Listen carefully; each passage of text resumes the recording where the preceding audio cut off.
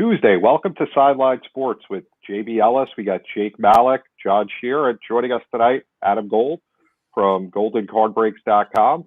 So we're coming back from the Super Bowl after a long week, covering all the different press conferences. Adam was up late last night in his card room, breaking some great cards. We'll get into that in just a couple of minutes.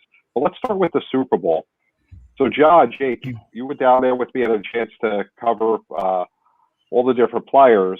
What did you guys see that Tampa Bay did to totally dominate that game? Well, I got to talk to Coach Bowles after the game, actually, and the one thing that he talked about really was the fact that Tampa was able to stop the receivers of Kansas City. They were able to, force them, if you will, to really be stuck on their man, and they couldn't break away from, to get off their routes. And as a result of that, it allowed the Buccaneers to get a lot of pressure on Patrick Mahomes. And I saw a crazy stat. There was a stat on Instagram, I think it was on Bleacher Report, put it out, that said Patrick Mahomes nearly ran for 500 yards just trying to avoid the sack, in terms of running behind the line of scrimmage, avoiding the sack. And I think that really speaks to what they did is more than anything is when, what Coach Bowles said was they got pressure on Patrick as a result of stopping their receivers from breaking out and, having a chance of catching the ball. And that was the biggest thing. And it was funny that we said last week, how do you beat Tom Brady? You get pressure on him. Well, same thing applies to Patrick Mahomes. I just figured Patrick Mahomes being, the magician that he is, really, he would he'd be able to get away and make a play somehow because that's just what he always does. But I gotta give a lot of credit to that defensive line on the Bucs. They were unstoppable. They were, an absolute force to be reckoned with. And as a result, Chiefs couldn't get anything going on offense. It was, as I think it was William Goldstein I spoke to said, they made his life a living hell, and that was their goal, and they sure as heck did that for sure. John, what was your thoughts on the game? Yeah, so obviously there was a lot of plays, mainly in the first half when the game was still. Forgive me, I'm sick, so I sound a little bit different than normal, but the game was still in hand. Both teams still had a chance. And I'm not going to say the refs decided the game, but there was a lot of plays that shifted the momentum, the potential momentum. Things like the questionable play where Tyrann Mathieu got an interception, but instead the Buccaneers got a touchdown.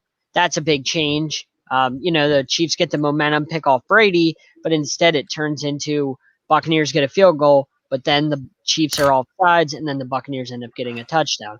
So there was a lot of flags that potentially changed the momentum of this game. There's a lot of drops by the Chiefs. It wasn't just the D line of the Bucs. There's a lot of drops by the Chiefs. The amazing play we saw Patrick Mahomes on his side in midair. Yeah. The 90-degree angle. 30 yards. Hit the guy in the hand. And a helmet. He dropped it. I was screaming at the TV. I'm like, how do you drop that after Mahomes did that? Like, you should be ashamed of yourself. You should never be able to play football again. One of the greatest throws we've ever seen, and you just right off the face mask. Like, how do you do that? You should be ashamed of yourself, whoever dropped that. I think it was Darrell Williams, by the way. You should be ashamed of yourself. I think it was Pringle. That's what I think it was. Maybe Pringle, one of the chip guys. Who cares? But anyway, you should be ashamed of yourself for dropping that. Anyway, the Bucs played really good defense as they should. Kudos to them. Brady gets all the credit. He shouldn't. He got the MVP. He shouldn't have got – he threw 3 touchdowns, but come on. He threw a 4-yard touchdown to Gronk to start the game, and they're down 3-0. Really big deal. You threw a 4-yard touchdown. The defense was the MVP. The running game was fantastic. Brady just made some throws, but he wasn't the MVP of that game. Let's be honest. Mahomes was – So who was your MVP? You could have given it to many guys on that defense. So pick one. You could go with Levante David or Devin White. They single-handedly. Kelsey had statistically a big game, but he didn't do anything. He didn't break the game open. It was just short catches. 10 catches, like 100 some yards, but he didn't do anything. It wasn't impactful. Like Devin White was up in his face all night, bumping him all night, hitting him right there, swatting the ball away. There's so many defensive players that you could have given the MVP to. Leonard Fournette, I mean, he just wore that defense down. And you saw it in the third and fourth quarter. The defense was gassed. They had nothing left when the Chiefs tried to stop them on the ground. Nothing. Because they ran it right at him, and the Bucs knew it. I mean, Brady brought the New England blueprint to Tampa Bay, and that's what they used to beat the Chiefs, and it worked. And we're gonna find out that Mahomes still has the toe injury. I'm sure we knew that before the game. By the way, we knew that before the game. But going into the game, everybody was like, he has 2 weeks to rest. He should be fine. Mm-hmm. But then they haven't had turf toe. Yeah, we'll hear that excuse. So, well, to be fair, we did know that before the game. I'm not saying it takes away an excuse, but they knew that before the game, and they said after the game he was getting surgery. Like they said that before the game started. I think it was like during media week that we were on. They said Mahomes does have turf toe. Like there was a report, got turf toe. He will get surgery after the season ends. I'm not saying it was an excuse, but it's not like they just came out with it after the game. They said before the game, "Hey, look, we know this is a thing. He should be fine." And truth is, Mahomes was fine. He didn't look like he was okay. He looked shocked. In terms his ability to throw, his ability to move, all of that was fine. I'm not saying his ability to move was definitely hindered a little bit. The's not a doubt in my mind. He did not run like he usually does. He looked pretty good to me. That's why he looked gun shy. He looked. I think you had the nail on the head with a deer in the headlights thing, because I think he's not used to a couple things. Number one, there's a couple big stats that were thrown out that he's never been down double digits in his career, never lost double digits in his career. Yeah, that was his first one. He's led in every single game that he's ever played in. I mean, I don't think he's used to being so far behind, number one, and number two, getting so much pressure. I think the biggest story that nobody talked about, that some people talked about, but was kind of an underlying, is Tardif and Fisher are both out. I think against this type of defensive line, we have Pierre-Paul, you have Vita Vitae or whatever and you have Sue. I mean, you knew they were going to bring pressure, but they kind of actually didn't do that. They rushed 4-man pressure 4-5 times the whole game. Yeah. I mean, that's a huge deal when you can get pressure like that on Mahomes with just 4 guys and dropping 8 into coverage. That's why they weren't getting open. And that was the game plan. It was a genius game plan. Well, you have turf toe. Well, we're going to bring pressure on you. We're going to make sure that your 2 weak sideline, your 2 weak tackles, that they're newbies, are going to get bull rushed every game, every single play. And that's exactly what happened. It pushed Mahomes off the pocket, got him off his spot, and all of a sudden it's a little different. But I think ultimately the biggest issue that nobody even talks about now is they kicked 3 field goals. Yeah, I was going to talk about that in a sec. They go down and score touchdowns. Field goals, yeah. And they kicked 3 field goals. And I don't think it's a factor of necessarily of just, them not being able to score. I think they got too predictable. And I think that was the game plan, was to force them into obvious situations, put pressure with 4 and drop 8 and make you run around and throw something. And I'll tell you what, Mahomes did it multiple times. You brought up the one throw where he was like literally parallel to the ground and threw a 30-yard dart. How about the one where he ran around and was in the bottom left-hand side of the screen, or the bottom quarter of your screen, and he literally just chucks it in the air and falls down. He didn't even look at the guy, and it hit the guy in the hands. He almost caught it.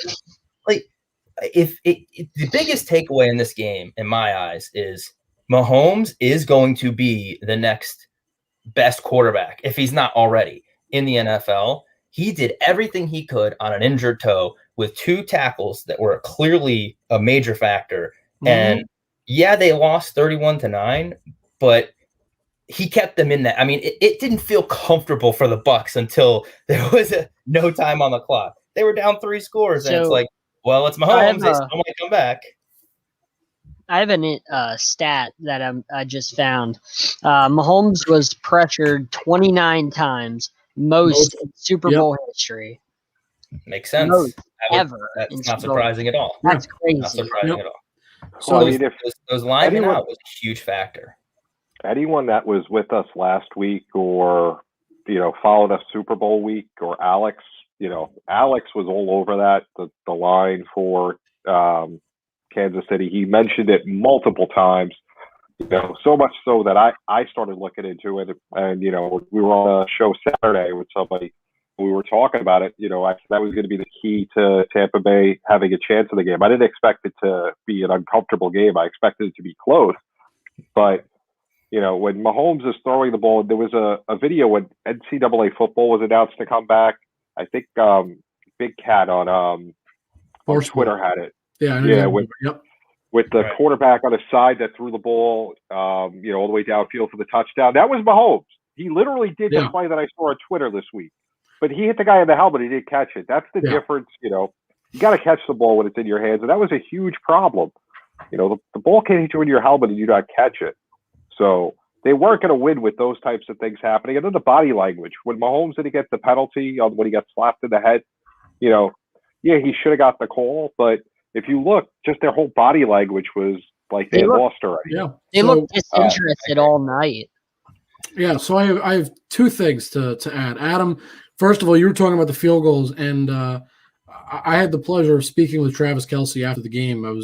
I think it was his first question, actually, and I was very happy to speak with him.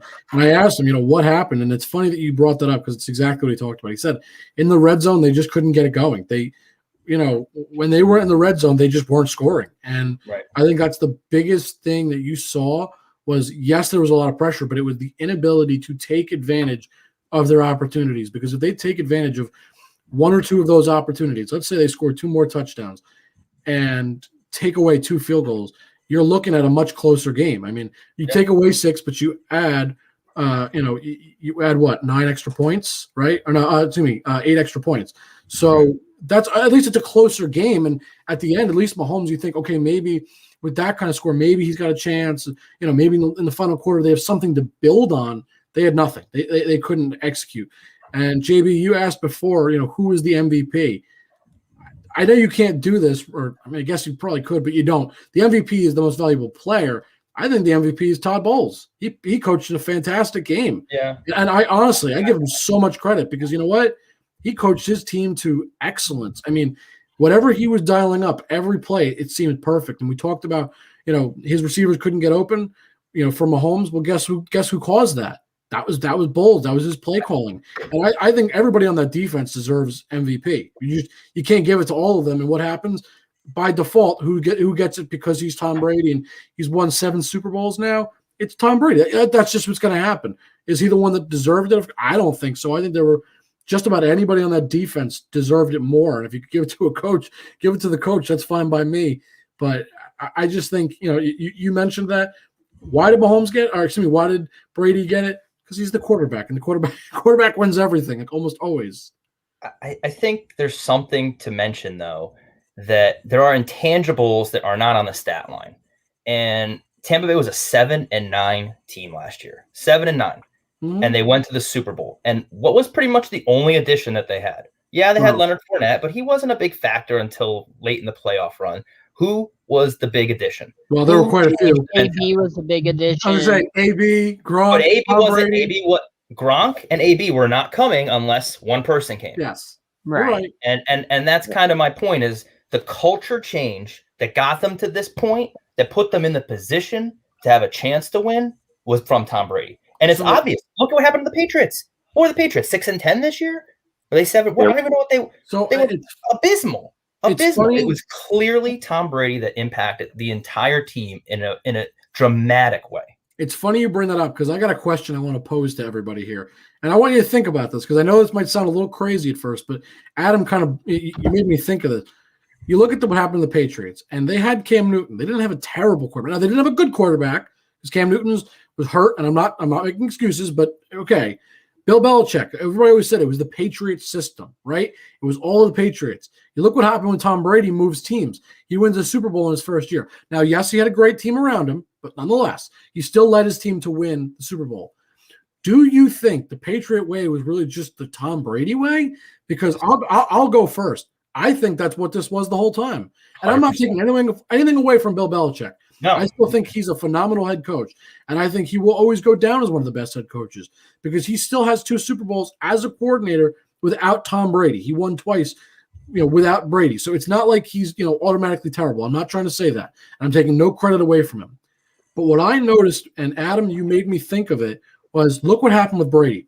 He moves teams. Now, again, I admit he had a great team, and I'm not denying that. But majority of that team was there last year. I understand the offense was not all there, but you still had a quarterback last year that threw for 30 touchdowns.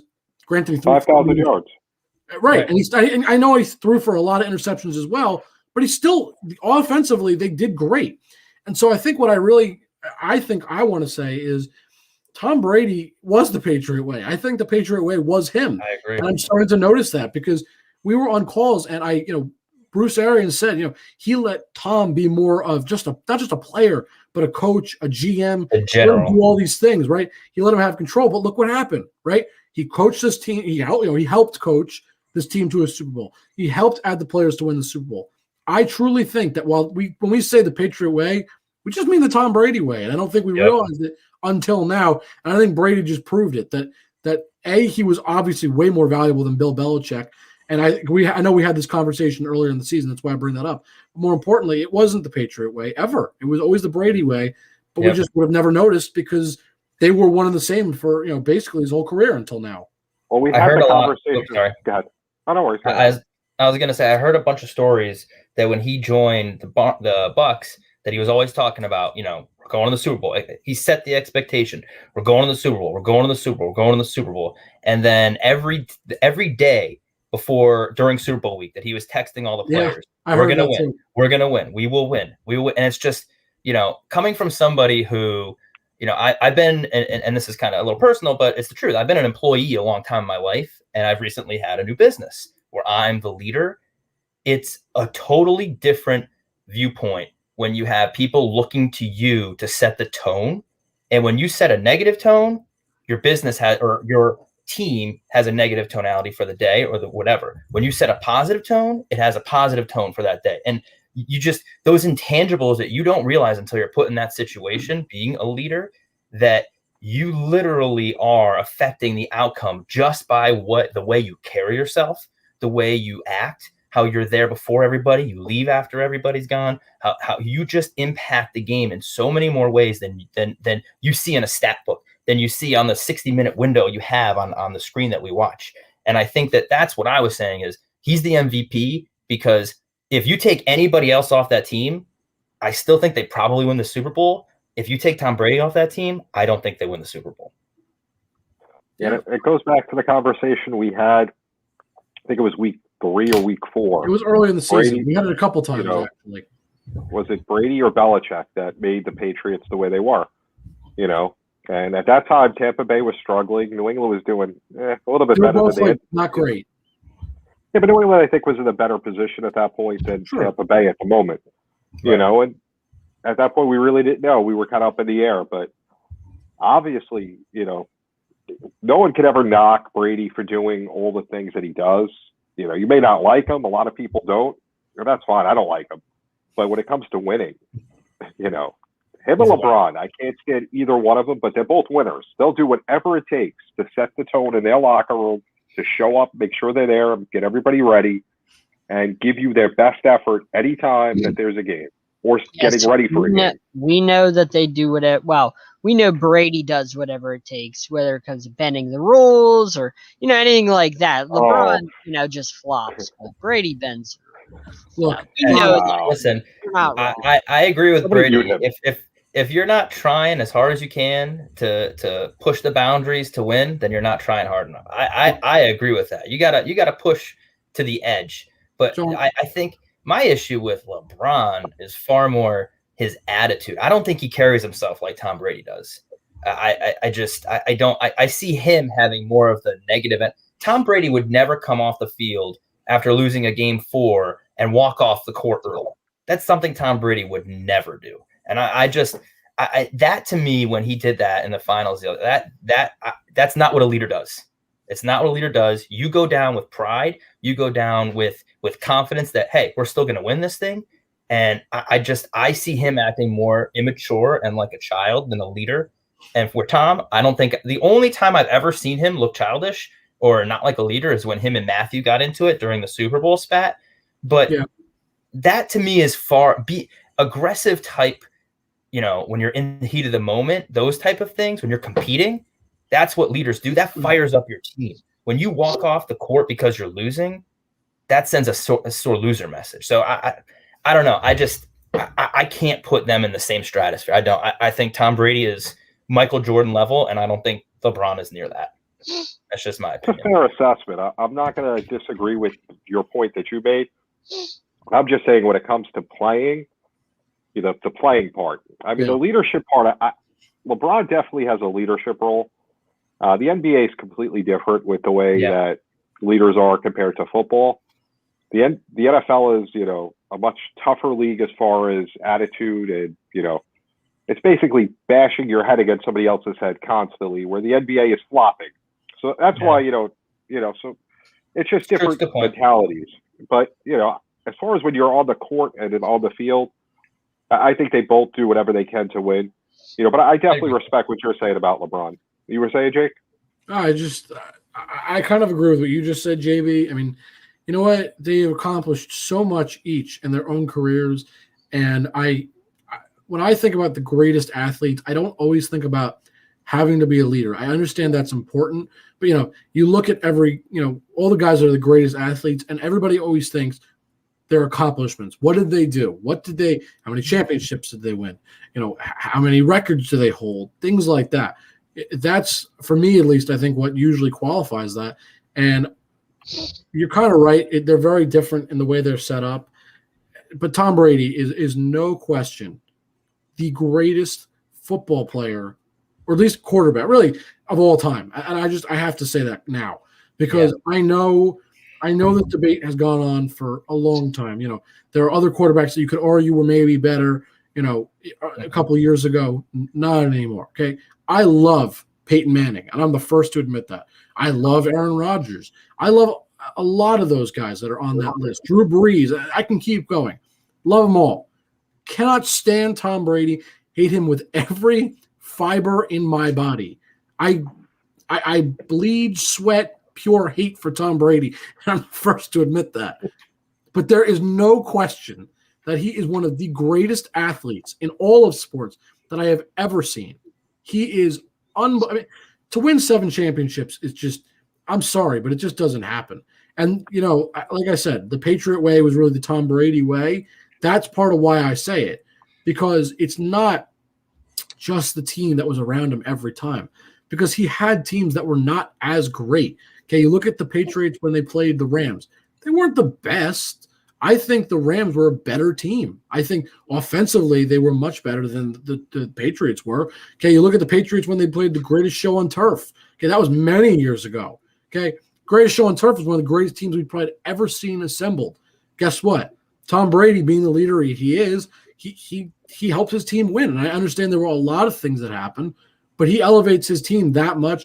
I don't think it's even a question anymore. And John, I'd love to hear what you have to say, because you questioned a couple weeks ago whether Tom Brady was the GOAT, and I don't know how you can. Well, I want to hear what you think. I have my response prepared, so as soon as you're done. As soon as I'm done, I want to hear what you have to say. But I can't sit here and say that he's not. I mean, 7 Super Bowls. I was amazed when he had like 6, when he had 5, when he had 4. Now he's got 7.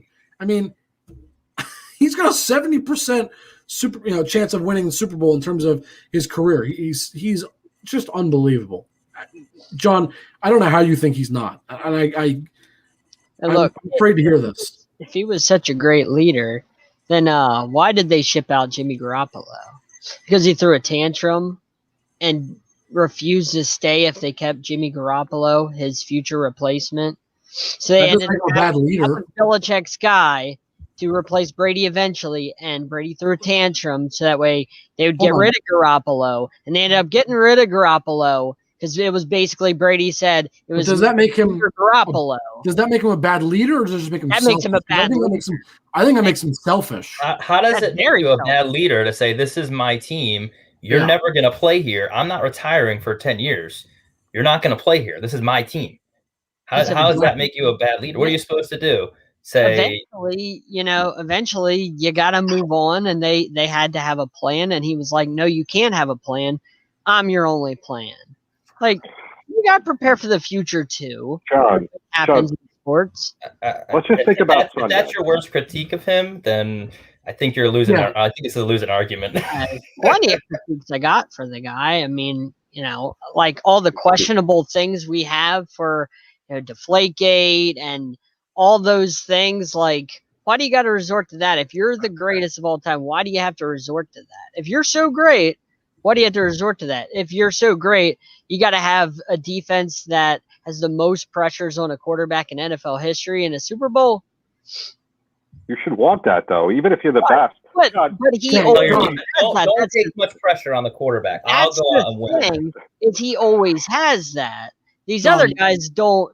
Why does he always have that, though? Hold on, John. Because he always has a team built around him. Well, John, let's forget about all this for a second, Jake. John, you complain about him trading away Jimmy Garoppolo. You know how many championships he won in New England after Garoppolo was traded? 2. I would take 2 championships. Forget about all that. And they played the Rams. And their defense John, hold on. Before JB gets this, hold on. John, he won in the 28-3 Super Bowl. That was him. That was Tom Brady. And that was after Jimmy Garoppolo was traded.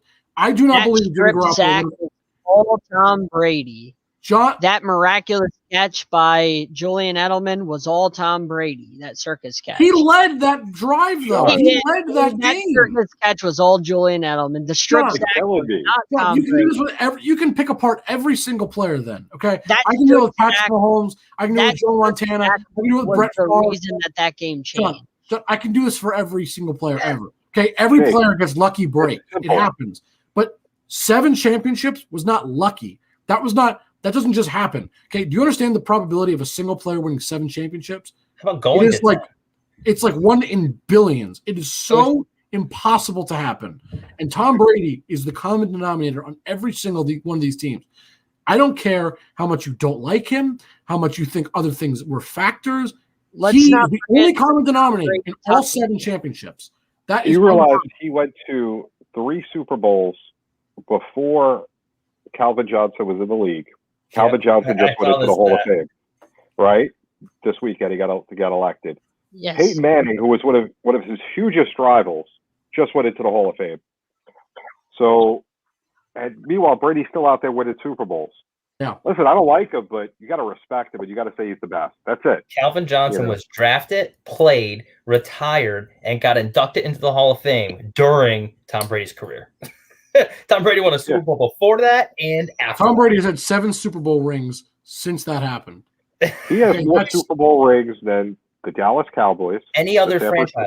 He has the most, I was going to say, he's the most rings in the entire NFL. It's Tom Brady and then the Steelers. Okay, he has more rings than an entire franchise. You understand how unbelievable that is? 7 championships in 20 years, as opposed to the Steelers have 6 championships in I don't know how many years they've been around, but a long time. John. And that's fine. Rings don't necessarily make you the best. Would you like me to go through the records that he holds? He's not Manning even being considered for the Hall of Fame if rings don't matter. I don't think Eli Manning could be. Kyrie is the only reason why he's even in the conversation then. Wow. If you think about it, I don't think Eli should be in 2 drives and a miracle Eagle offense day for winning 10 Super Bowls. He's a 50-50. You could also be considered for the Hall of Fame. You could also make the argument that if the Tom Brady Tuck rule doesn't happen, this all never happens. I don't know if this all never happens. I don't think it changed the course of history. All right, enough Tom Brady. We can nitpick all we want, but the truth of the matter is the man's got 7. Count them, 7 rings. You can't top that. I'm sorry. That I'm going to end with is the second most the quarterback that's been to the most Super Bowls besides him has 5 Super Bowls. They've been to 5. Brady's been to 10. And not rings. Not rings. Just appearances. Super Bowl appearances. 5 is number 2. Brady's common number denominator, John. Common denominator is Tom Brady. He's been to 10 Super Bowls, 2 times as much as the next best. It's not an accident.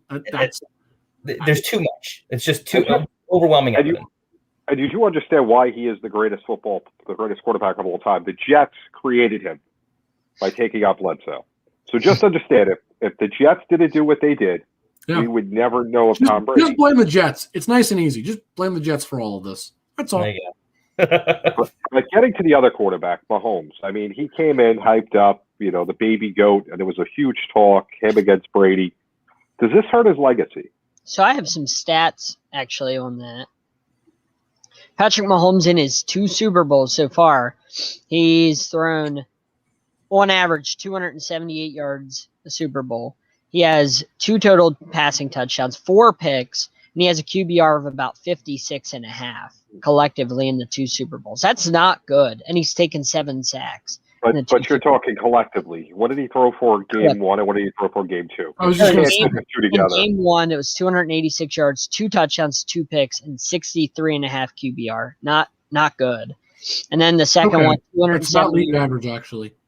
And then the second one, 270 yards. Really tough defense, too. Yeah. 0 touchdowns, 2 picks, 49.9 QBR. Also, to be fair, so far in the 2 Super Bowls, he had, even in the Niners Super Bowl, he didn't look great until the beginning of the quarter when Tyreek Hill caught that long pass. He didn't look great that whole Super Bowl. I was going to say, in that first Super Bowl, he may not have looked great the entire time, but he came out firing, and he led that comeback. No question about that. We all know. So, are we gonna say he didn't look good when he threw the ball sideways going down and hit the receiver in the end zone in his helmet? Come on. Right. So, but it's just interesting that. So who do you want to be full to play quarterback for your franchise? Mahomes. In 2 Super Bowls, he's looked like a deer in the headlights in both the Super Bowls. I'm going to break this down for you. You were okay with benching Tua twice, that he's your future. Yeah. You say Tom Brady, not important. Mahomes can't play in the playoffs as a Super Bowl ring. I didn't say playoffs. Super Bowl and playoffs are 2 different things. Okay, just the Super Bowl, but he's got a ring. He's no good. Right. And that ring came because of his defense? Good. I don't think so. Please don't put words in my mouth. I'm trying to understand, John. I'm trying to help you out. I'm showing you the stats. Okay, so and John, would you like to look at the rest of his stats, though? Hold on. No, I think JB hit it. What quarterback would you take? You're starting a franchise. What quarterback in the NFL do you take? I'm not knocking him. I'm just saying big games so far, Patrick Mahomes hasn't shown up. That's not true. Okay, so I'm going to dispel that rumor right now because that's a bunch of just BS. We watched both Super Bowls. Last Super Bowl. Slow. I will give you, he starts slow in the playoffs of the Super Bowl, no doubt about that. And I mentioned that Saturday. He tries to do too much. Hold on, John. That first Super Bowl, he led that comeback. That was Mahomes. They were down 10 with 6.5 minutes, 7 minutes to go in the fourth quarter. Okay, that was Mahomes. Okay, this Super Bowl, he did just about everything he physically could. Okay, we've talked about it. Falling down, but he also did try and do too much. What more is this man supposed to do is what I want to know. Well, when receivers drop the ball, that's not on him. I'm not saying he was perfect, but when you make that kind of throw like this, falling down across your body, across the field, what more is he supposed to do, John? Some of the things that you can't do is he's got to learn this. You can't run back 30 yards and then try and make a play. You have to step up and make plays. You have to step up in the pocket and make plays. It's working. John, it doesn't matter as a quarterback. You have to step up in the pocket and make plays. You have to be willing to take it. He had the most pressures for a single quarterback. Create a play another way. I mean, Aaron Rodgers does that all the time. It can't be every play though. When you're getting defensive pressure like that, it has to be. He had no choice. All right, John. So you want to knock Patrick Mahomes in this Super Bowl, right? But you want to forget. You want to talk about stats, right? So let's talk about the fact that Patrick Mahomes is the most QB pressures in a single Super Bowl, which was 29. He was sacked, I believe, 3 or 4 times? I don't remember if it was a couple. 4 times. Okay, so he was pressured 29, and he was sacked 4 times. And how many drops were there? What? How many drops were there? I don't know. But what I was going to say is, let me look up how many throws he had in this game. Because I think it was 49, I believe. Okay. About 49. So he was pressured on nearly 30. And let's say those pressures count. They ran the ball 11 times with their running backs. Hold on. Let's just say that those 4 sacks that he took count as those pressures. So still nearly 30 times he was pressured, and in 4 of those times he was sacked. Okay, he only had, that means 10 or 11. What did you say? It was 41 passes. You said 49, I think. Okay, he was about 49. He only had what, maybe 20-ish, give or take. I'm using round numbers here. Around 20 passes that he had no pressure out of nearly 50. That means 40% of his passes he had no pressure, but 60% of his passes he was pressured in some way. That's not good. That does not happen. Good. Right, and that's not Patrick Mahomes' fault, though. So I'm not. Hold on. I'm not defending Patrick entirely because I understand he made mistakes, and I do think that he did. However, when on approximately 60% of every play that you're about to throw, right, you are pressured, you're not going to play well. It's just inevitable. I'm sorry. It's just that's a recipe for disaster because, we talk about how do you beat Tom Brady? How do you beat Tom Brady? You pressure him. How do you beat just about any quarterback? You pressure him. And when you pressure a guy the most times in Super Bowl history, and he still somehow manages to throw for almost 300 yards, I'm impressed nonetheless. Let's be honest. I'm not saying he was great. Those are inflated numbers. I'm not saying he was great. Hold on. I'm not saying he was great. No, but that's still, I know that. But he still nearly threw for 300 yards. Those are inflated numbers. Also factor in that those pressures are with 4 men, no blitzing. So you're dropping 7 back. So you're playing coverage and getting pressure. It's the best of both worlds. Those stats are very misleading on your side. You should be able to read the coverage better if you don't have to worry about the blitz. It's not that he couldn't. Hold on. Time out. Nobody's open. Have you 29 hurries, like 4 guys. Coverage when you're dropping 7 back?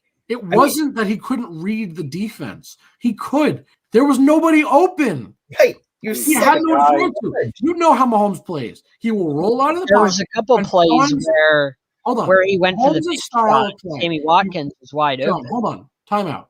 Mahomes' style of play. Roll out of the pocket, find an open man. If there's no open man, he tries to run it. He tries to actually run it for a gain as opposed to just running out of the pocket. Okay? He couldn't do that. Why? He was pressured a lot, so he was forced out of the pocket a lot. Fine. Mahomes has no problem getting out of the pocket, but he ran for nearly 500 yards avoiding sacks, and nobody was open. Do you think he ran for nearly 500 yards because he wanted to? No. That's on him. A lot of that is on him. Running backwards 30 yards. John, that's not on him. He's fighting this for his life. He's praying somebody gets open and he can. We're not going anywhere with this. What he has to do. I want to go to Adam's question. John, who would you take if you were starting a team today? Which quarterback? Look, this isn't about your future. Who would you take? This is about give a name. I want to hear a name. It's about just choose a name. You could choose many guys. You could go with Russell Wilson. Who would you pick? Russell Wilson. You would pick Russell Wilson to start your franchise. Yeah, I could go with Russell Wilson. I'd be happy. Are you crazy? Russell Wilson. Look, I love Russell Wilson. Okay, but you know how old Russell Wilson is? He's 32. You know what years we're talking about starting a franchise with a guy, then everybody's going to start at the same age. If we're going to play that hypothetical, everybody's going to start at the same age. But that's not what we said. Because if you're going to start a hypothetical, everybody's got to start same age, right? Okay, I'd still take Mahomes. I'd go with Russell Wilson. How? I don't understand. I'm sorry. I would rather take Aaron Rodgers. You want to talk about somebody that won with a defense? I mean, yeah, really. I mean, I would sooner take Rodgers. I said in the chat earlier, John. I'd take Lamar. We disagree about sports. I don't think Lamar can pass. I really don't. I'd rather have him. I like Russell Wilson. I do. Over Russell Wilson? I like Kyler over Lamar. Kyler can actually. I like Kyler. I think the point is, I would not take Russell Wilson. Kyler's a little bit. I would take Drew Brees. He has a lot Tom Brady. to me. Kyler can pass and he can run. But I don't know. I like Kyler, but this year worried me when they started out good, and then the middle of the season he just kind of fell apart when he couldn't hit DeAndre Hopkins. It was DeAndre Hopkins or bust. it concerned me that he had to go for the home run ball every time, or he had to run the ball every time. He couldn't try and get first downs. It had to be the big play to DeAndre Hopkins every time. And then he hurt his actual throwing shoulder. Right, I remember that. So big factor. He regressed a little bit in the middle of the season, and that concerned me. When he played better defenses, he regressed, and that's a little bit concerning to me. San Francisco in the beginning of the year with a really good defense when they were all healthy. When they were healthy, yeah. And then he started playing the Rams, teams like that. He started to fall apart. Patriots figured him out.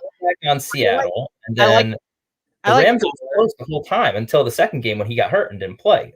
Right, but he clearly teams figured him out. There's a lot of growth that Kyler Murray has to do. You're scared me. No, I'm serious. I watched Kyler Murray all season, and he started out great, but then his team fell apart. His team fell apart, and that was on him. He was trying to make big plays all season. They couldn't run because they had no offensive line, and I don't know why they keep giving the ball to Kenyon Drake. Edmonds is clearly the right back to go with. I don't know why they keep pushing Drake. Right. And they kept pushing Drake. And I don't think that's his choice. I think that's a coach's decision. And we could talk about lack of an offensive line, but the Seattle Seahawks won the division without an offensive line. Let's not use that excuse. You got to be better than that. I think Seattle don't have a line. I think that's a lot of experience, though. Kyler is 2 years into it. I think that has a lot more to do with experience than it does to do with anything else. I mean, I think you have a better coach in Pete Carroll, and I hate Pete Carroll. Yeah, of course. You have a better coach, which makes up a lot of that because you can scheme a lot of that. Clearly, there was no scheming and blocking, and on top of that, they're making the Seahawks. Whoever is the running back, that's who it is. It can be DJ Dallas, it can be Chris Carson. It doesn't matter. For some reason, Cardinals kept forcing Kenyon Drake over and over and over again, and I never understood why they did that. So I think coaching is a negative on Kyler's side, where it's a much more positive on Seattle's side. It makes a big difference. And Russell Wilson just has the experience. I think that's another factor, too, and why they won the division. So I don't think that's necessarily an apples-to-apples comparison, is my opinion. I'm going to tell you now, Arizona's winning the division next year. I kind of agree with you. I can't buy that defense yet. The defense. They're winning the division next year. 3 offensive linemen. That's all I would do, and their offense is going to take off. There are 2 reasons I'm going to take. And the Rams are still really good. And two reasons I'm taking. 2 reasons I'm going to take the Rams. Or excuse me, the Cardinals. Excuse me. First of all, I don't trust Stafford. I think he's good, but I think Kyler Murray, I think him and DeAndre Hopkins have a nice season. I think they're going to ultimately be better. The more important reason, I don't know that Russell Wilson will be playing in Seattle next season. I don't know if you've heard, but there are currently rumors that they are taking offers for Wilson. I'm not sure that they will trade him. I don't know. I have no idea what's happening behind the scenes. All I know is, you complain about a lack of an offensive line. That is the exact reason that Wilson is probably considering trading, is because him and the people in his camp specifically said this week that they're not happy with the fact that they have no offensive line, and he's been under pressure and taking so many sacks. They are not happy.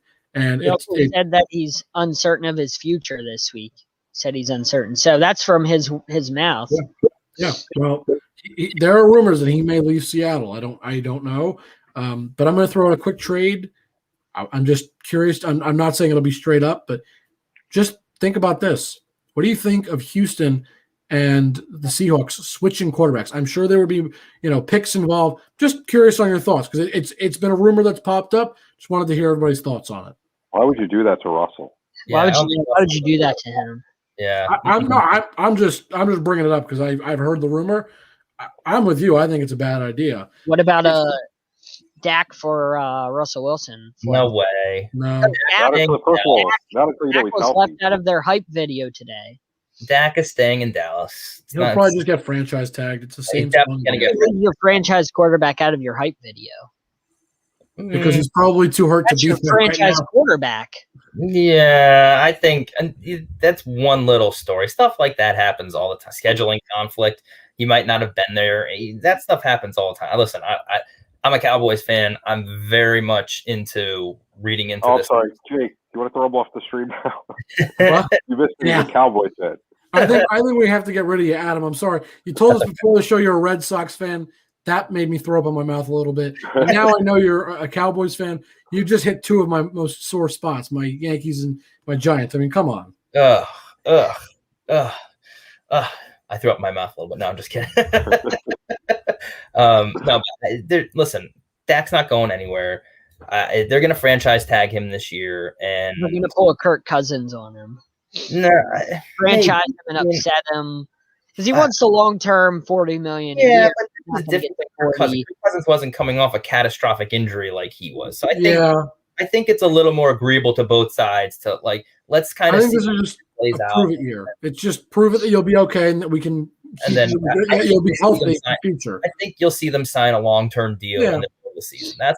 Dak has those intangibles that we talked. I mean, did you literally see how distraught the team was after he got hurt? Well, the players like him, but it's the front office and him that are not it's seeing Jerry Jones. Right.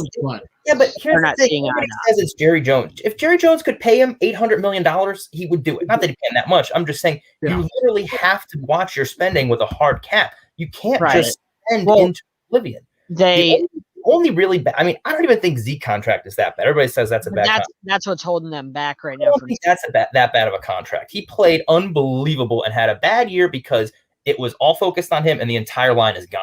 I mean, literally, Travis Frederick, gone. Leo Collins, they didn't give him the ball enough either. Gone. Zach got hurt. He also is fumbling a lot.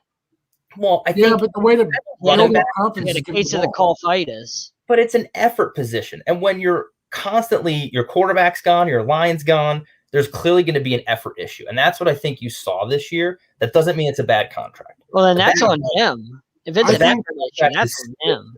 The bad contract is the Jalen Smith contract. That's the bad one. The one problem I will say with Zeke, you talk about fumble problems, but you know what? I look at Seattle. I mean, they're not the perfect example of anything necessarily because their defense is terrible. But this is nothing to do with defense. But you saw Carson fumble, and he had problems. And what did Pete Carroll do? He just kept handing him the ball. Said, "Here you go, take the ball, and it helps fix things." Yep, cap is going down this coming season. So right. Anyway, but the franchise tag doesn't go against necessarily. No. It's not the same as going against a cap as signing them to a win. Anyway, but back to what I was saying with Zeke. Look, I mean, I know he fumbled, and I'm not saying it's good. He fumbled back-to-back offensive play. No, but my point is JB said it, and that's what I want to harp on real quick, and I agree with it. You didn't give him the ball enough. When your guy fumbles, I know it's hard to trust him because you're thinking, oh man, he just keeps fumbling. But the only way to really fix that, give him reps. It's how do you fix young quarterbacks. We've talked about this on the show. We've talked about Tua, John, and I'm not trying to pick on him. I'm just using it as a good example. How do you make a good quarterback or a young quarterback better? You have to give him reps. That's just the only way. Repetition and practice. That's the only way to do it. And Zeke's lack of reps towards the end of the season, towards whole season. those fumble problems. That for me, that's part of the problem. Why it didn't get fixed? Why they didn't give him the reps that he needed? He needed to get back out there because that not only helps you fix your game by just physically being on the field, but it builds mental confidence. Okay, I didn't fumble again. And you keep doing that, and you feel better about yourself. And I think that was just a coaching decision. And I'm under the the belief that McCarthy should not be a head coach, but that's a conversation for another time. I agree with you. He had double-digit carries in every game, just so you know. And nine of the games he had at least 19 carries. Okay, John, if you watched any of the games, and Dallas was on TV a lot, they were not giving him the ball when they should have. Yeah, right. Double-digit every game. So it's not like a 7-carry game. Stats don't mean everything. Stats are misleading. You said they didn't give him the ball. I'm proving to you they gave him the ball. When you're at the goal line and you have Zeke, you give him the ball. You don't run pass plays 3 downs in a row and then kick a field goal, John. I watched Dallas. He had 244 carries. How's that not giving him the ball? That's a lot of carries. How many throws did Dalton have? I'm just saying 244. You can't argue 244. How many throws did Dalton have? I have no idea. Why don't you look up those stats? Because if Dalton's on the ball 50 times a game, and Zeke might run at 15. Well, Well, you also have to Yeah, that's an average of 15 you also yards. have to I'm factor in sure. their defense was really bad, so they were behind in games a lot. That's So they why. had to pass the ball to come back a lot. But he still got 244 carries. Can't dispute This is those. my point right here. 244 attempts this year and played one less game. Fine. Yep. So even if you add 15, okay, you add 244 to that 15. That's still significantly lower. So last year at 301, if he plays, let's say 16 games, that's 18 attempts per game. He's getting less attempts regardless. That's my point. Not even that. If you watched any of Dallas' games, and I'm just going based on stats numbers are for great. John's sake. Oh, Just yeah, I for- watch Dallas games all the time. It's all they televise around here.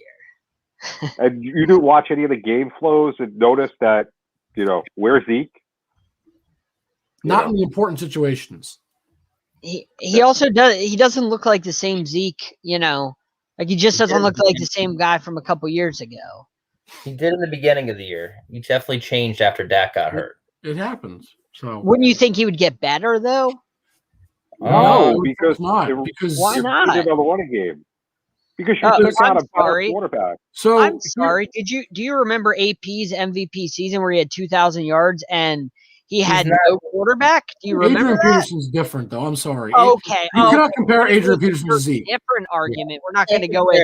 You're supposed to be the best of the Right, best. hold on, John, time out. He's different. John, time out. You're comparing Adrian Peterson, who is one of the best running backs to ever play the game. But Zeke is supposed to be one of the best in football.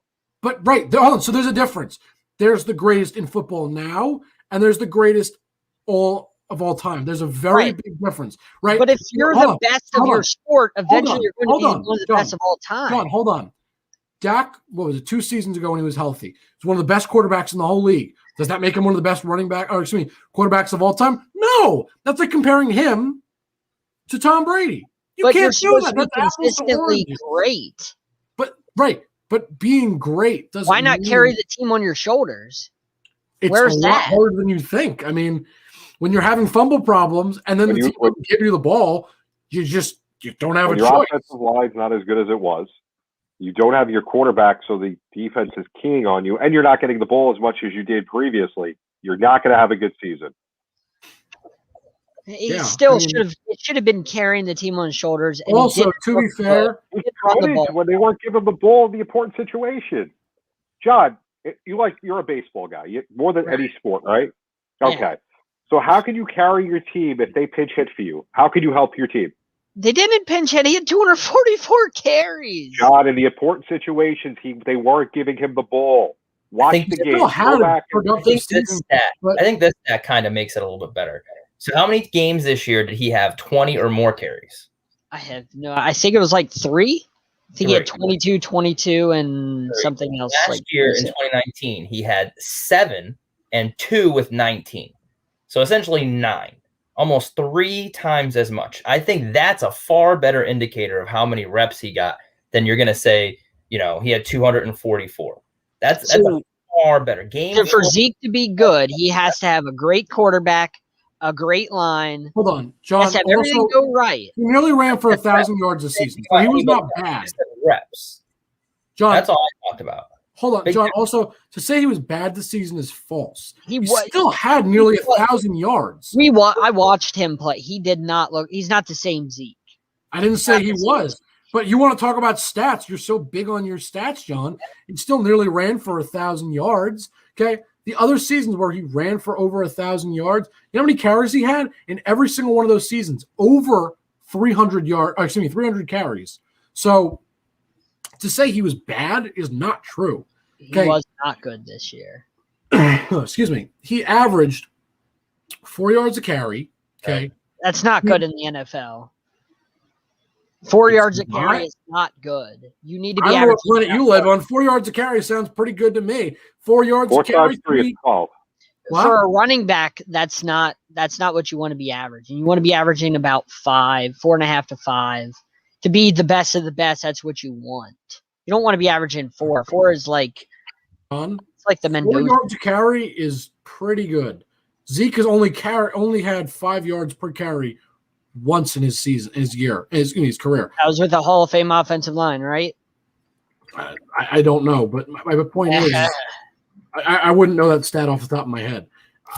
I'll give you Adrian Peterson if you want to talk about him. 5 yards a carry, it's a lot harder than I think you realize. No, I know. I'm just saying 4 yards. Adrian Peterson in his career. Hold on. You think Adrian Peterson's great, right? We can agree on that, right? Adrian Peterson ran for 2,000 yards in the season, right? With no quarterback. How many times he averaged over 5 yards a carry? Twice, just twice. That's it.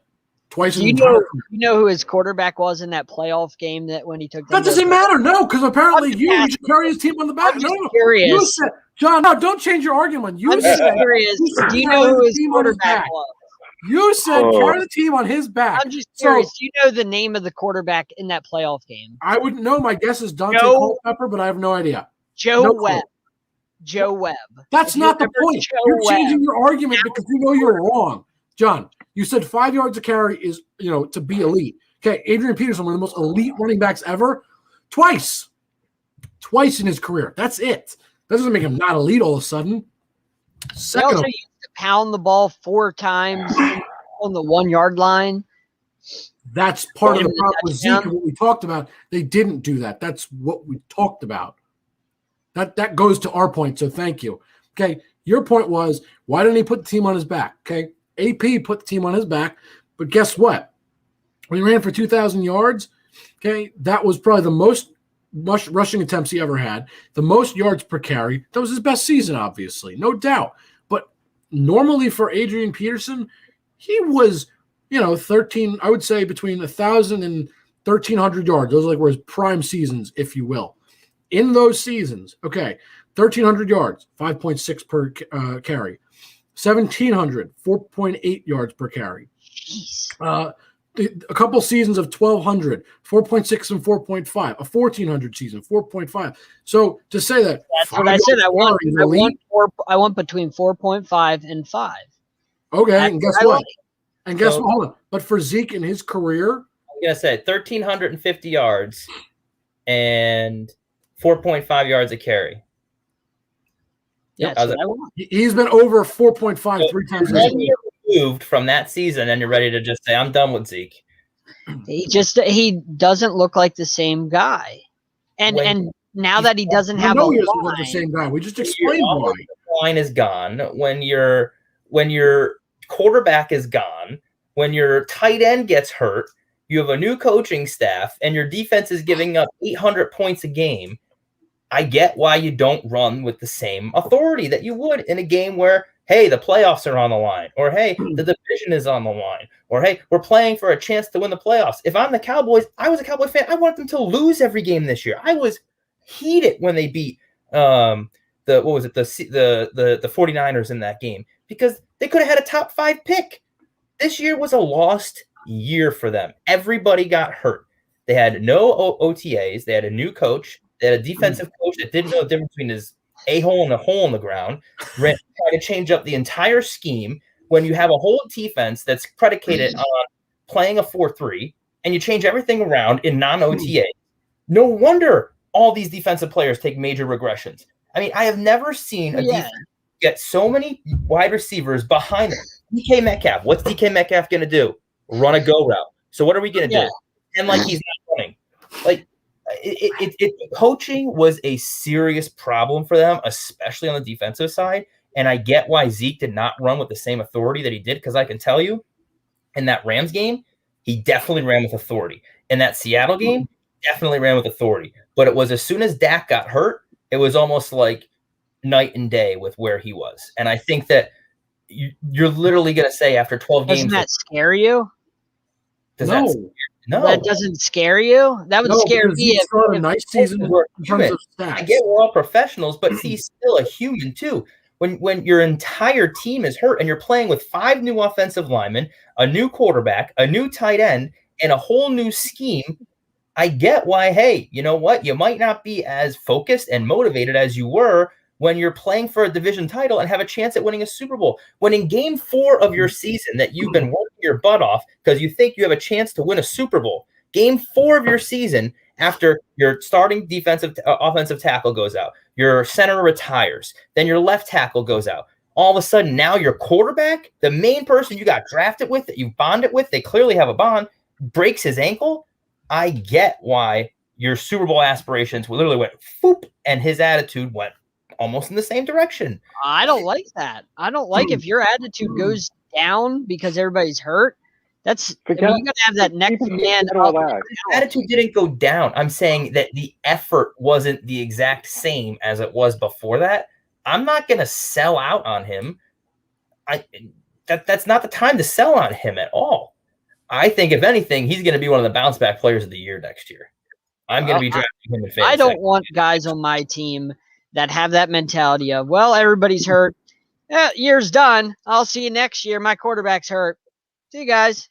I don't want that. Forget about that. They weren't giving up the ball. You didn't want a Tom Brady on your team there, so I don't want. He doesn't want Mahomes. He doesn't want Brady. He thinks they should bench Tua. John, I'm sometimes I'm very worried about the guy you want to go with, because NAP will run out, all day on the other team.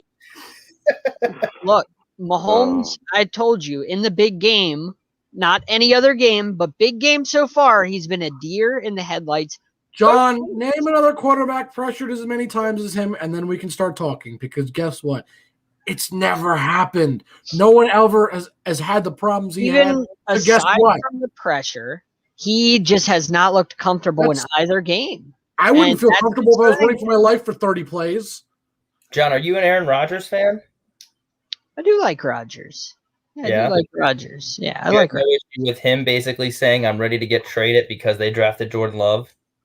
They shouldn't have drafted Jordan Love. I thought that was a slap to the face to him. Right. That's not the question. Well, it wasn't a slap in the face to Brady, but it was a slap in the face because you knocked Brady for doing the same thing. Are you going to knock Rodgers for that? Garoppolo was not a first-round pick. They didn't spend a first-round pick. It doesn't matter. It was okay in both cases. It's the quarterback success. Jimmy G got a $27 million a year contract. That's how people thought in. That's fine, but there was pieces in New England. In Green Bay, they aren't drafting receivers for this guy. Jake, do you want to bring up that stat about how many? That's not why he's upset, though. Rodgers is not upset. They're not just drafting receivers. He's upset because they're using his replacement. Right. They're using a first-round pick on a quarterback instead of. But that's what that's why he's upset. If they did it on a defensive back, he wouldn't have been upset. You know why? Because he said, "Oh, great, you're building up my defense. Yes, I'd like receivers, but at least you're doing something to help me win now." He was upset because they're planning for after Rodgers. That's why he was upset. Same reason Brett Favre between planning for after drafting Garoppolo. There's a difference between using a second or third round pick, fourth round pick. No, there's not. And first round picks are way different than second and third round picks. The point is, it's the value of people are willing to give Jimmy G a $27 million contract. Jordan Love's proved nothing. Nobody would give him a $27 million. That's like your boss saying, "Here, this is the guy that's going to come replace you.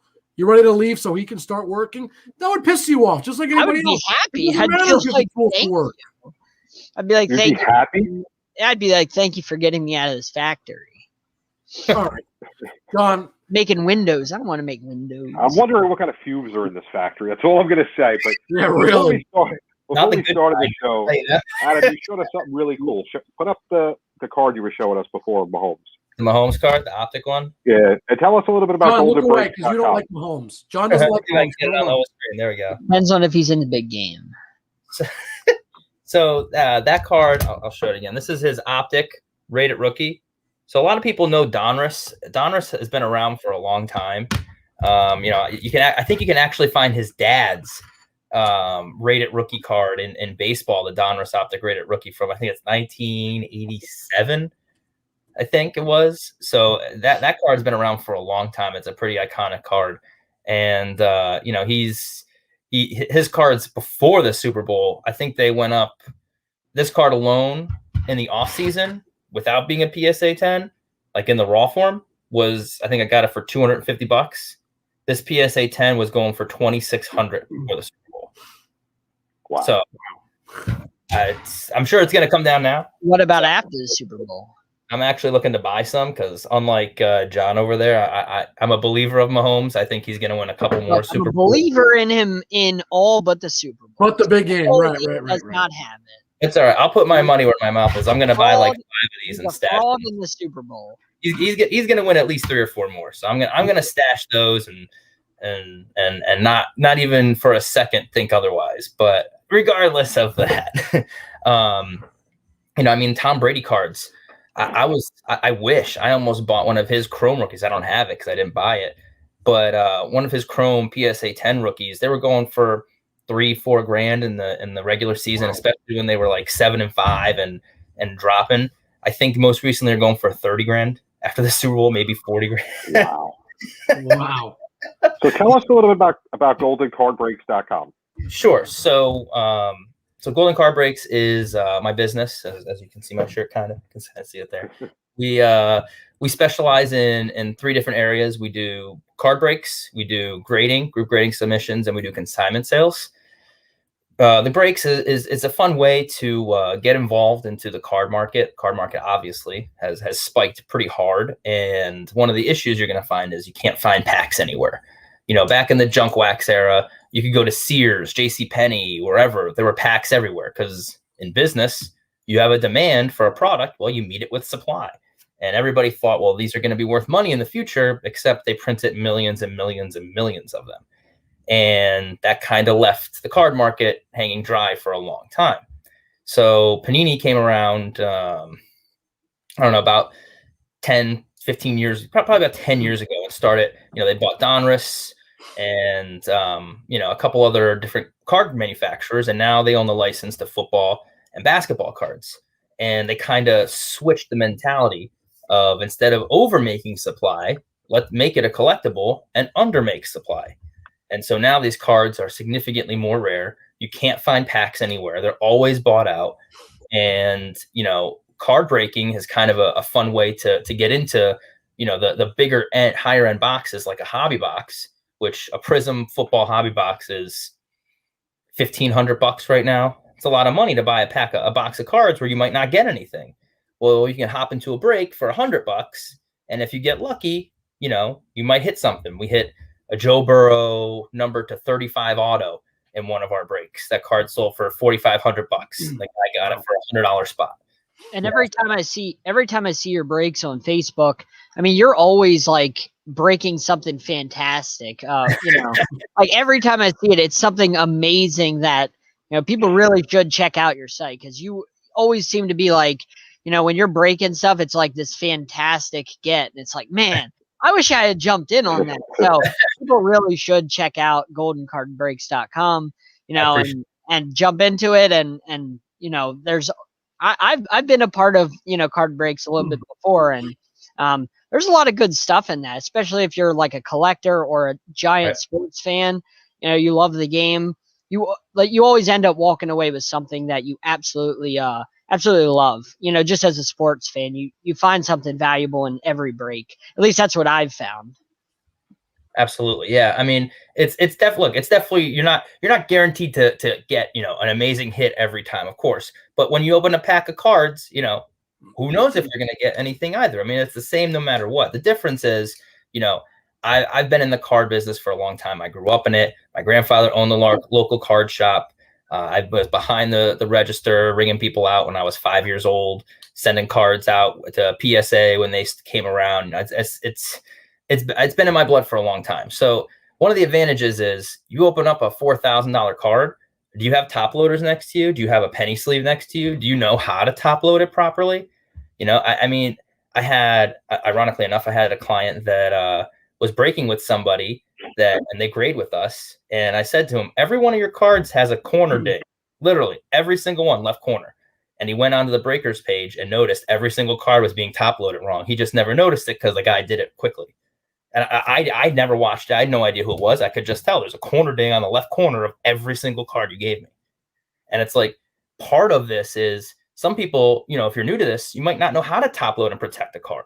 And I think that part of breaking doesn't get mentioned enough of, are you top loading and protecting it properly, so that, again, not only is it protected when it gets put in after the pack, but also shipping. There are a lot of guys that ship. I bought a card offline off of a very big consignment store. I'm not going to make the name, but you probably know who he is. It was actually, I think I actually have the card here. It was this card. This is a Luka Doncic PSA 10 Prism. It's like when I bought it, it was like an $1,800 card. it's come down to about 15. It was literally shipped in a bubble mailer with a piece of cardboard. I was appalled. You know how easy this is for me to just go? I mean, like, I'm not going to do it. I could literally snap this in half. That would be great, great for ratings, but I wouldn't be happy with you. My point is that there's a lot more that goes into breaking than besides just opening cards and here they are. There's a lot more to it. So, if you're new and you're getting into breaking, you can check us out, goldencardbreaks.com, but, do your due diligence and make sure that whoever you break with, they're reputable. You're going to get the cards that are opened, that the cards are on the screen, that they're packed properly, and they're not damaged when they get to you. So just make sure whenever you participate in them, because there's a lot of fly-by-nights that come around, and there are a lot of horror stories going on right now, which I'm sure JB has heard a couple. Someone's at the there are some stories. I mean, and there are a lot of good people, I have to say, but honestly, I've been with Adam's group for a while. He does it 3 times a week, and then Thursday afternoons. Yep. I just got my package today. It comes impeccable. It's well taken care of. You get your cards. They're in great shape. You don't always get the cards you want. That's luck of the draw, but that's like anything in life. You go buy a pack. If you could find it, you're not going to get everything you want anyway. Right. So that's not his fault, but you just want whatever you buy to come in good form. I've had decent luck, where I've gotten some really nice cards. I've gotten some Burrows, some Herberts, some Zions, but it's a lot of fun, and it doesn't cost much. You can go into it as much as you want or as little. But the most important thing, why I keep going back to Adam, is he's reputable. The stuff comes really well packed, and he's honest. If you have questions, you can ask him a question.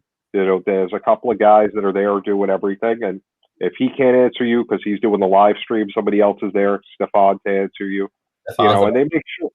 Yeah, and they make sure you're comfortable, and whatever you need to know or whatever questions or problems, everything's taken care of. You see everything; it's never hidden from you. Absolutely.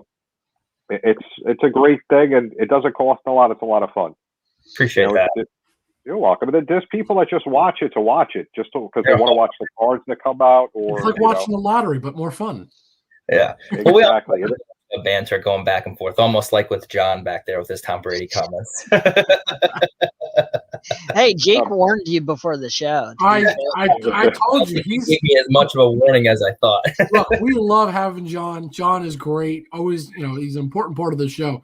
Oh yeah, no, it's a great. Am I worried about him? I mean, JB, you asked what fumes are in that factory. I don't know. I mean, I can only imagine what they're doing over there, because John, you say some wild stuff that I don't know where it comes from. I really don't. Neither do I. It just, it just happens. It's a gift. It's scary. It really is, John. We love you, but like I said in the chat earlier, we disagree on a few things. and when I used to be in the Magic the Gathering, oh man, kind of like talk about when people would ship cards, and I'd buy cards from people. You could tell which sellers really cared about their customer. Certain ones really cared, and they sent it in, safe packaging. They really handled it well. The expensive cards were well taken care of. And then there was other sellers that you'd get an expensive card that you'd buy, and it'd just be in like a penny sleeve and taped to a piece of cardboard, and that's it. And you're like, that's it. Really? Like, you're not going to wrap this thing up. You're not going to make sure it's not bent. Like, that meant a lot to me, that those cards were well taken care of, and a lot of other people. So, I really appreciate that you talk about taking care of the cards, because, people like me, it matters when we get the card. It's not just about who's on the card, but it's about the condition. It's about, knowing what we bought is well taken care of, and our money's well spent. So that reassures me. As a customer, I can tell you, they just upgraded their shipping process to even better. Because they used to send out smaller boxes. Now it comes in a bigger box, and it's even better taken care of. So, I mean, there was no problem with the old way. The old way was really good. This way is even better. So that just shows you that they care about what they're doing. Yep. And it's a lot of work. I mean, Adam will put up on Facebook all the packages at the end of a week. people think breaking, they're making all this money and it's easy. No, it's No, not. It's a full-time job. I mean, I'm live 25 hours a week. That doesn't include packing, running a website, or anything like that. And that's just the front end part of it. But to go back to the Magic the Gathering comment really quick, I'll never forget. I was like 10 years old, and I could have bought an Alpha Black Lotus, and it was used. Oh my gosh! It was used. It wasn't in great condition, but I could have bought it for like $250. And my mom said, no. I'm like, this is a great investment. I mean, this is like, you'd be rich right now. 95, 96, 97. Like, I was literally like 7, 8, like 9. Like, literally, this was when Pokemon was big, and I had so many first edition Charizard. I can't even begin to tell you. You'd be rich if you had a Black Lotus. Oh my God. Most expensive card in Magic. Oh my God. Do you tell your mom that every week? He should, because if you have a mint one, I think you can if somebody will buy it, you can sell one for $1 million. Oh if it's in perfect condition. It's a you can sell it for $1 million. Card. Yeah. Yep. Yeah. I guess if anybody's listening, if you have any cool cards like that, keep them for a while, and eventually you can sell them and make a lot of money. Or sell them. Send them to Sideline Sports. Get them in these so they can't get damaged, because you know how easy it is in a sleeve, even a top loader, it'll still get dinged up. Get them in a case, get them graded, get them encapsulated, and then you never have to worry about it. And then you also don't, when you have in the cases and things like that, you don't have to worry about them eventually, I guess, falling apart. Because cards eventually, if you don't put them in the right case, they can, down the road, they can fall apart. So you have to take care of them, put them in cases and things like that. If you really value your cards, you want to take good care of them. Yeah, no, definitely. So anything cool coming out in the card world upcoming? Yeah, we have Optic football. So it's kind of funny because with COVID happening, basically every single sport football product has been delayed by 2 or 3 months. Usually, like, Select is coming out right now. Select isn't going to come out until almost draft time for football. So Optic, which usually comes out in like January timeframe, a little bit, right around New Year's, is coming out now. And so that's what we're going to be doing a lot of on Friday is Optic. And there's another big one. I don't remember. I think there's a baseball that's coming out. I don't remember. I think there's a baseball coming out too. I have to look. I just know Optic is big on tomorrow's show. That's going to be predominantly what we do. And Hoops. I mean, Hoops 2021 just came out, the new basketball. So, if you're getting into this right now, I think is a great time to buy some basketball cards. I think the market is down in basketball only because you had the Super Bowl. You had a lot of people betting on the Super Bowl. I think AMC and GameStop had a lot of people taking their money out and putting it there. And I think you're going to see a lot of people coming back into cards because you have Prism basketball coming out. You have tax return season coming, which I'm deathly afraid of right now. But besides the point, and then you have the playoff push for basketball. I think all these three things you're going to see basketball creep back up. I think this card right here is really probably an $1,800 to $2,000 card, and you can get it for $15 right now. I think Luka is a great buy. I think Ja is an even better buy right now. I think this card's here. Maybe it's your boy Ja. There we go. There's a big Ja card right here. I'm a big Ja Morant guy. His cards are inexplicably low. I don't think I can say that word the right way. Inexplicably. I got it. Got it. Thank you. Inexplicably. There it goes. So, but yeah, his cards are way, way down right now. And I don't think they should be. I think it's a factor of him being hurt and then their team literally not playing for 2 weeks.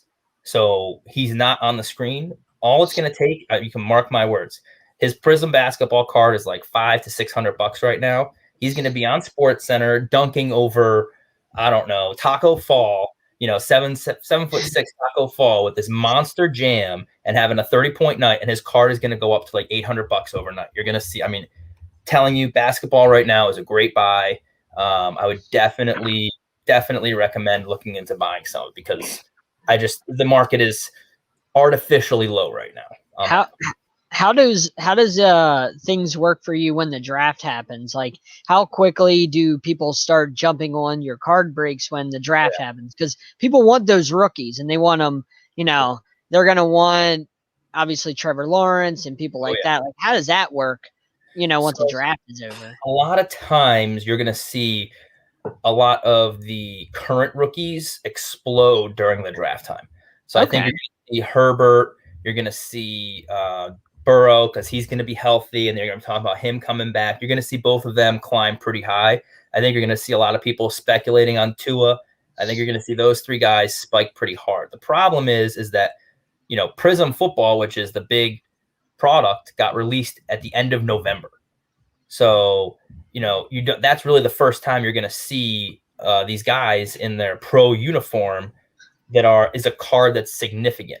You have other ones, you have certified, you have a couple other, elite, you'll have all these other different type of products that come out that have them, but they're not the big, in sports cards, you want to stick to Prism, Select, Optic, and now you can throw Mosaic in. You want to really stick to those four if you're new, because those are going to be the cards that are worth the most. Just there's a lot of others, but those are the four big ones, and none of them are going to be out with a Trevor Lawrence in his Jaguars uniform. None of them will be out. Right. You also see Laviska Shenault. He's going to be a card that's going to spike pretty hard because he's going to be catching passes from Trevor Lawrence. That's a good point. Typically in football, I stay away from anybody but quarterbacks because too many injuries for pretty much everybody else. Quarterbacks don't get injured anywhere near as much. And like you said, who won the MVP of the Super Bowl? Tom Brady. Yeah. So they're the ones who the values really go through the roof. And yeah, I mean, I think Trevor Lawrence mania is going to be like Zion mania version 2. I think that's what's going to happen. So it should be a fun run. Interesting. So yeah, go to goldencardbreaks.com or the Facebook group, Golden Card Breaks. Maybe you'll see me in one of the breaks. Yep, the link is right on the website too. You can go to the website and just hit join the group, and it's right there, goldencardbreaks.com. Right. I think that's about it for tonight, guys. We went a bit long. Adam, thanks so much for coming in. Thank you. John, how can people find you? You're welcome. Anytime, man. Yeah, you can find me obviously here, NBA Carousel that we do. You can find me Fantasy and Flavors for the NFL Carousel that we do. Twitter, BlueHawks13. And then on LinkedIn, you can find me, Jon Shearer. Just search for me on there. You'll find me. I connect with everybody. I'm cool like that. So that's about it for me. And then he's cool like that. Yeah, Superstar Jake, right there. He's our budding superstar, if you haven't heard. Yeah, apparently. Yeah, you guys can find me on Twitter at Jake_Malik. You can find all our socials on the bottom of the ticker. You see Sideline Sport 1 is Instagram and Twitter, and then YouTube and Facebook. Just look up Sideline Sports.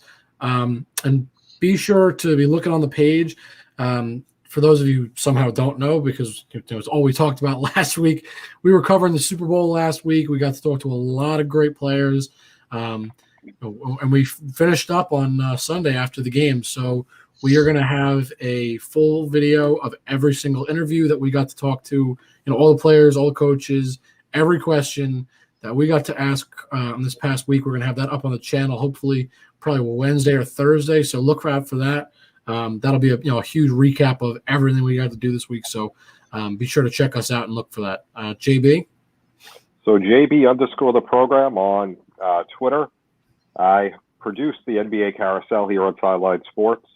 John covers the Heat. He'll tell you all about Eric Spoelstra next week. I have my latest episode, Chuck Cooperstein, the voice of the Dallas Mavericks. He'll tell you about Luka and what Dallas needs to do to get back into it. But this has been another week on Sideline Sports. We'll see you guys next Tuesday. Have a great night, guys.